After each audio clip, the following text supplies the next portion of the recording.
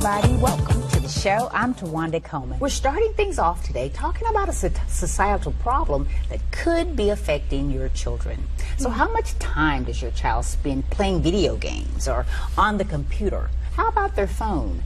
Well, there's research that shows that extended periods of time in front of an electronic screen could be doing more harm than good on our children. And here to talk more about that is Stacy Jagger, who's a licensed therapist and who sees the results of some of these electronic communications in her practice. Welcome. Thank you for having me. Well, it's so interesting what you've been researching and what your work has been showing you.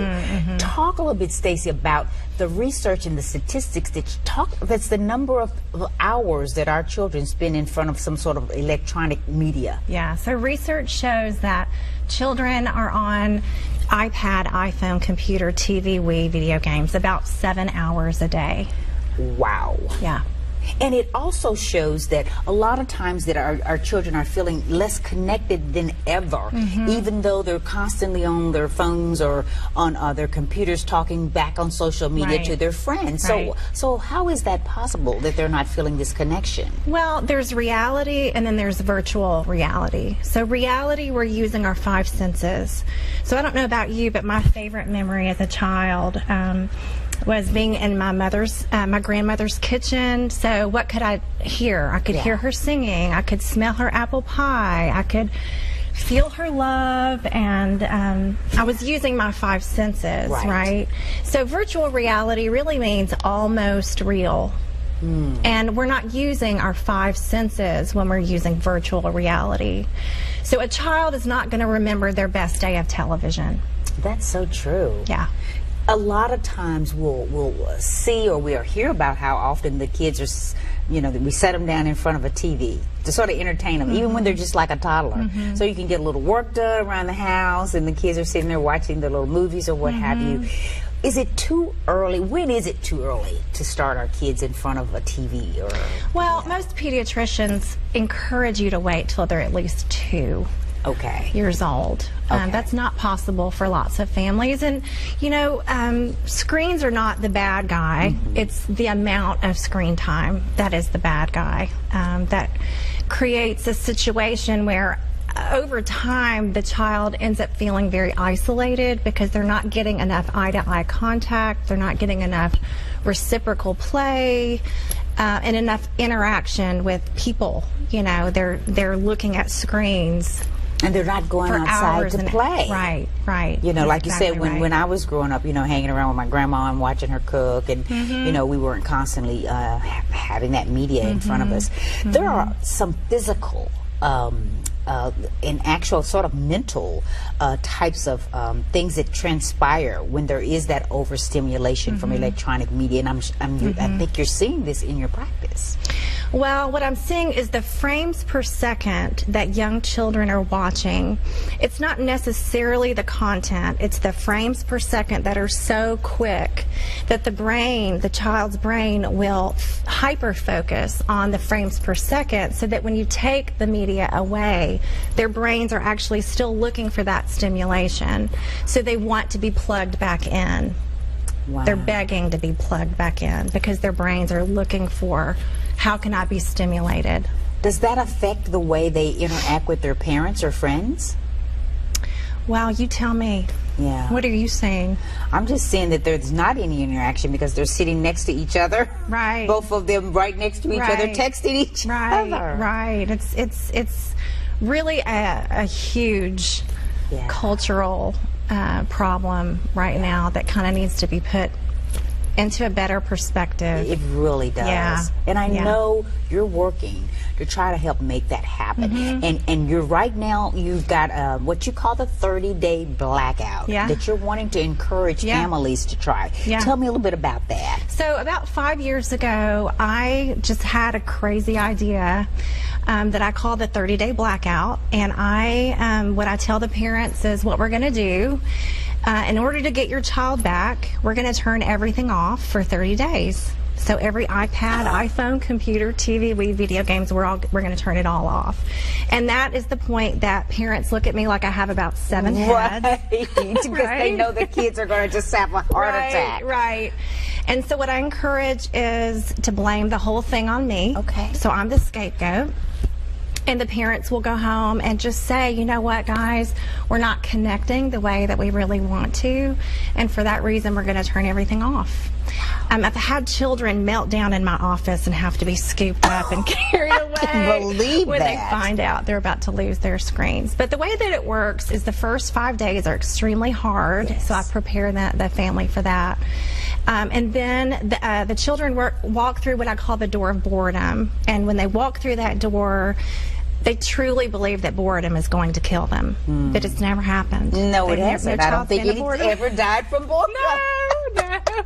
And then the next 3 weeks after that, I simply encourage and coach the parents to replace connection activities for what used to be entertainment. Wow.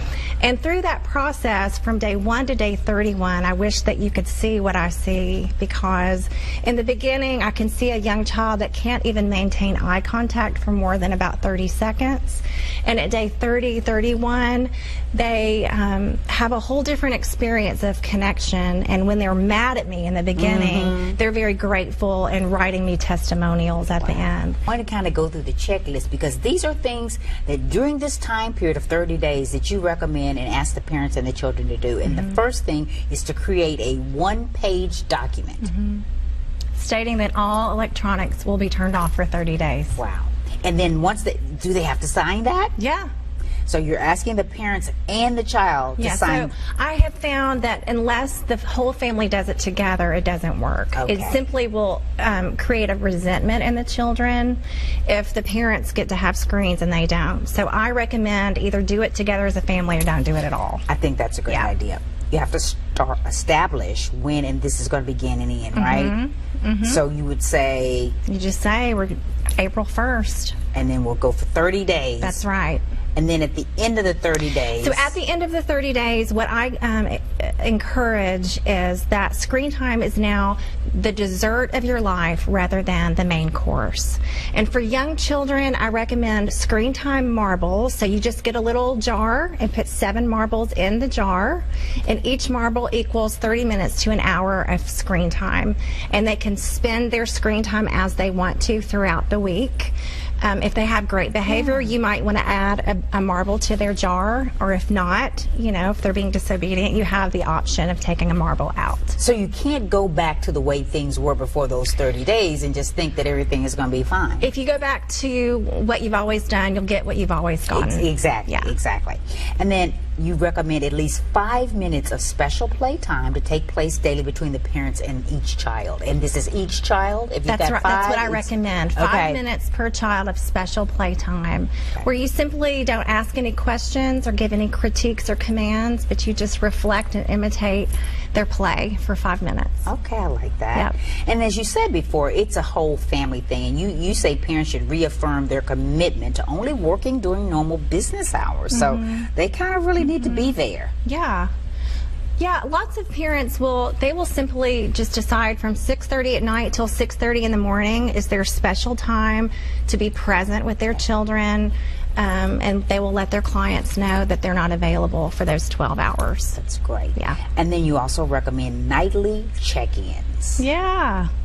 And lots of unstructured nature-based play is very helpful for families. So just going out for hikes and walks, and many times after the door of boredom, and as we're replacing connection for what used to be entertainment, many children are willing to do things they were not willing to do before, like chop vegetables with mom in the kitchen and play simple board games and go for family walks. And it becomes, you know, just a reconnecting time where you're unplugging from media and plugging in to each other. What has been the typical response from your families and your clients after they have tried this 30-day? I know the kids think they're going to die, but they usually survive. Most of the families that I work with are very grateful, and many of them will do it twice. Wow, because sometimes I guess it just takes a little longer sometimes to get, you know, what you want, if you really want what you want, which is to get your child back. if we don't get this sort of issue under control, it's scary to kind of think about what our future of what our kids are gonna, what their lives are gonna be like in the future, where you can't talk to anybody because you have to text them when they're sitting right next to you. It's really feeding into anxiety and depression and isolation, and the children that I see that are hurting, the blackout is about half the problem. Yes. It solves about half the problem usually when I'm working with them. So nice to meet you. Nice All to meet very you. interesting statistic and so much information. I'm sure most of us have been thinking. Yeah. Whether you have children or not, we were seeing this problem sort of it's just getting worse and worse. So thank you so much for coming. Thank you for having me.